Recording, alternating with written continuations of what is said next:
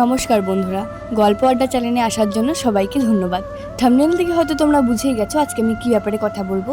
তো বেশি কথা না বলে চলো ভিডিওটা শুরু করা যাক। আজ আমি তোমাদের এমন 7জন চিরঞ্জীবীর নাম বলবো যারা এখনও বেঁচে আছে। এরা সবাই এমন বরপ্রাপ্ত যে কল্কি অবতার জন্ম না হওয়া পর্যন্ত এদের মৃত্যুও হবে না। আর আগে এরকমই ইনফরমেশন ভিডিও পেতে হলে এই চ্যানেলটিকে সাবস্ক্রাইব করে দেবেন। 1 নম্বর অশ্বত্থামা। অশ্বত্থামা হলেন গুরু দ্রোণাচার্য ও কুলগুরু কৃপাচার্যের বোন কৃপির পুত্র। তিনি মহাভারতের একটি অন্যতম চরিত্র। ভগবান শিবের আশীর্বাদে তার জন্ম হয়েছিল এবং সে জন্মানোর সময় কপালে একটি মণি নিয়ে জন্মগ্রহণ করেছিলেন এবং ভগবান শিব তাকে চিরঞ্জীবী হওয়ার বর দেন।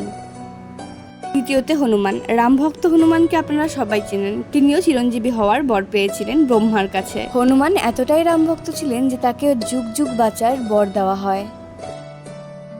তৃতীয়তে ব্যাসদেব। কৃষ্ণদ্বৈপায়ন বা ব্যাসদেবকে আপনারা সবাই চেনেন। তিনি ঐতিহ্যগতভাবে ভগবত পুরাণ এবং মহাভারত আরও বেশ কয়েকটি হিন্দু গ্রন্থের লেখক হিসাবেও পরিচিত। তিনি 7টি চিরঞ্জীবীর মধ্যে একজন। তিনি এখনও বেঁচে আছেন শুধু কলিযুগের অন্তিমের অপেক্ষায়। চতুর্থতে মহাবলী। মহাবলী বা ইন্দ্রসেন হল হিন্দু ধর্মগ্রন্থের পাওয়া দৈত্যরাজা। তিনি প্রহ্লাদের নাতি এবং কশ্যপের বংশধর। শতপথ ব্রাহ্মণ, রামায়ণ, মহাভারত ও পুরাণের মতন প্রাচীন গ্রন্থে তার কাহিনী অনেক সংস্করণ রয়েছে। পঞ্চমে পরশুরাম, বিষ্ণুর 6ম অবতার। রামের আক্ষরিক অর্থ হল কুঠার হস্তে রাম।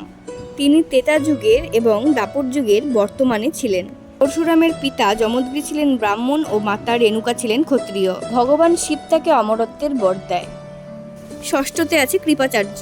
কুরুবংশের কুলগুরু ছিলেন কৃপাচার্য। মহাকাব্য মহাভারত অনুসারে তিনি কুরু রাজ্যের সদস্য এবং পাণ্ডব ও কৌরব রাজকুমারদের কুলগুরু ছিলেন। শ্রীকৃষ্ণ তাকে বর দিয়েছিলেন চিরঞ্জীবী হওয়ার। সপ্তমে আছে বিভীষণ। বিভীষণ ছিলেন রামায়ণের বর্ণিত রাবণের ভাই। রাক্ষস হওয়ার সত্ত্বেও তিনি ছিলেন সৎ এবং চরিত্রবান পুরুষ। বিভীষণ ছিলেন রামভক্ত। রাবণের মৃত্যুর পর বিভীষণ ছিলেন লঙ্কার রাজা। ব্রহ্মা বিভীষণের ভক্তি দেখে তাকে বর দিয়েছিলেন চিরঞ্জীবী হওয়ার।